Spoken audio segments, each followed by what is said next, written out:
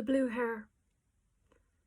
Stepping off the path, a silver car rushes by. I never saw it coming, yet I felt the ground give way. I knelt down within myself.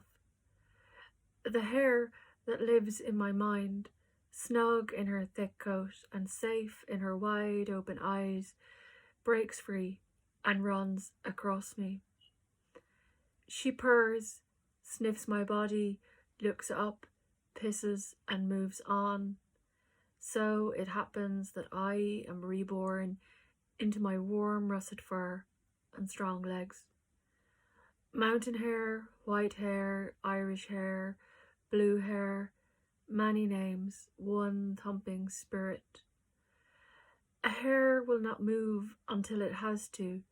Stillness and camouflage its defense, safe in its form of flattened earth.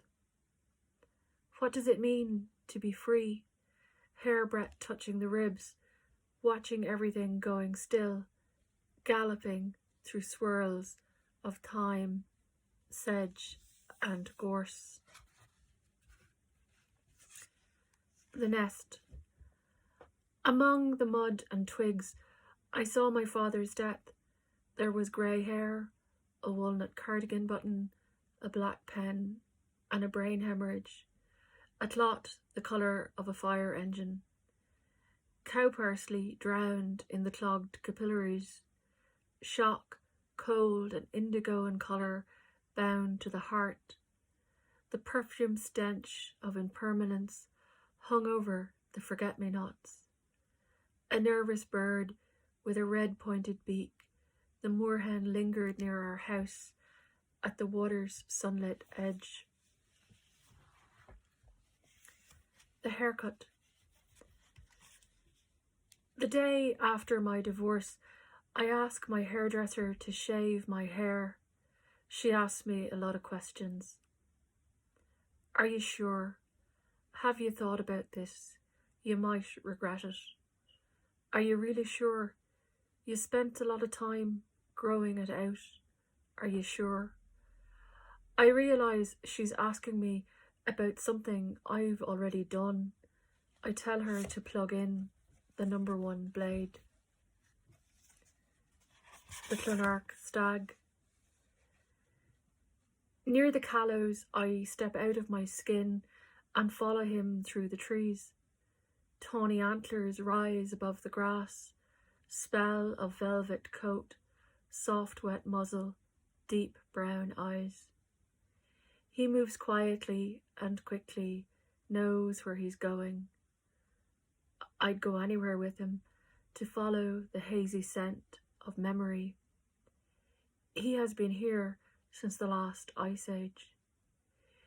He does what he must to survive, stripping the bark off ash and birch trees. He may take something that doesn't belong to him, kale or winter wheat, potatoes or rye, or perhaps what I want, another chance.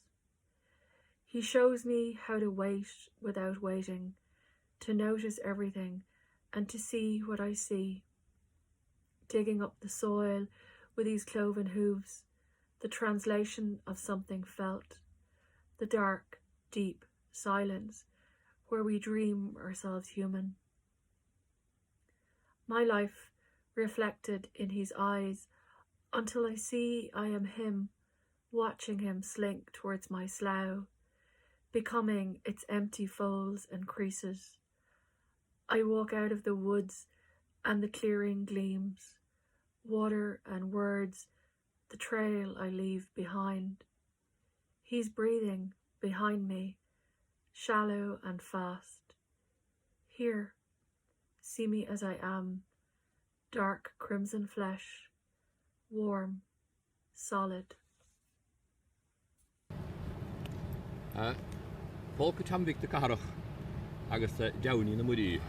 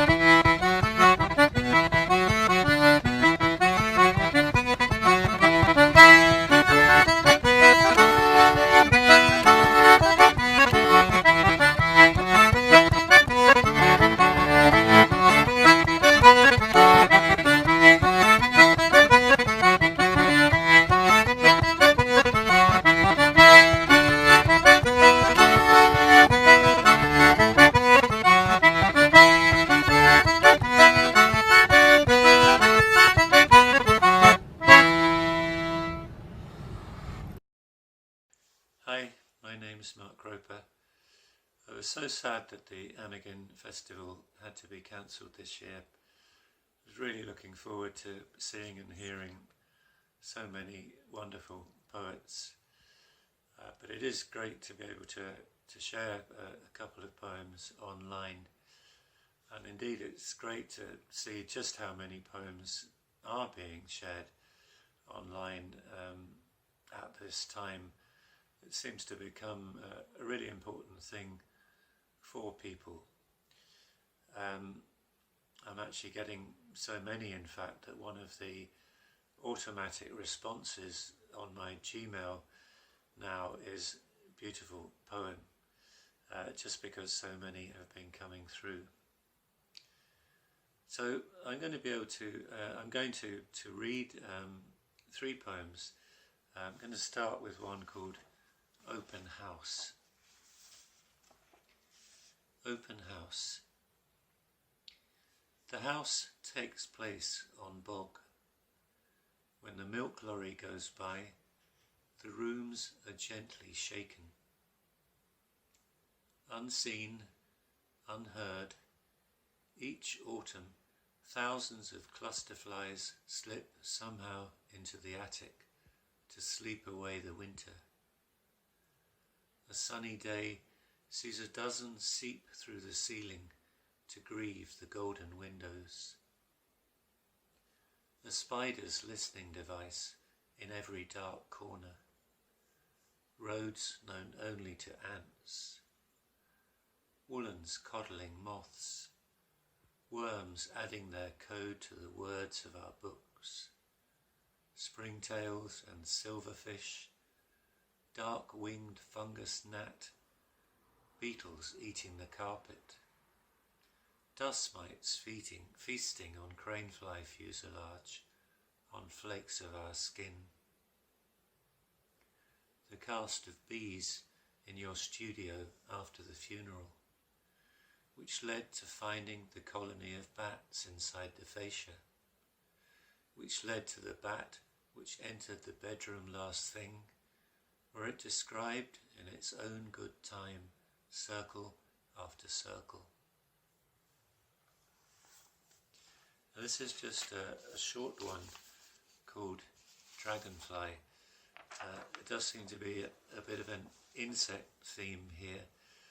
I'm sure many of you will have just during the lockdown found yourself sort of so aware of your surroundings.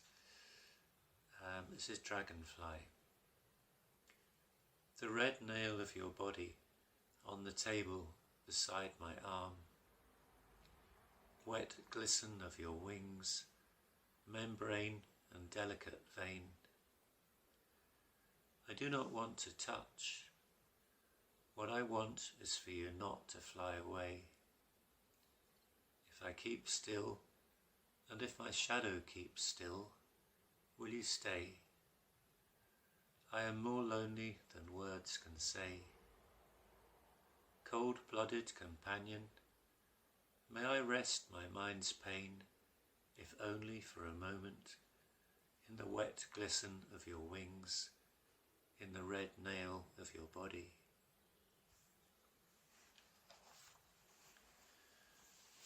Over the last few years in particular, I really enjoyed walking in the mountains, in the Chorca Mountains in County Waterford. Something deprived of again now by the lockdown, but I have the memories. This is a poem really about the feeling you get after spending a day in the mountains. So this is called Coming Down the Mountain. You have been where you have been someone else. A place of peat, pool and sky, stripped by wind and swept by light. You have walked yourself invisible, rock your bone and motion, and you would like to walk forever, but you have to go down. You try to take something with you, a sliver of quartz or a ram's horn, a special feather, a piece of eyebright. They soon fade, as a pebble picked from a lake will fade. What's found up there lives only up there, in that high air. All you can take is the way each time you're simplified, the gift of long hours spent alone with stream and stone, where a raven's call takes all your attention, where news of the world doesn't rate a mention.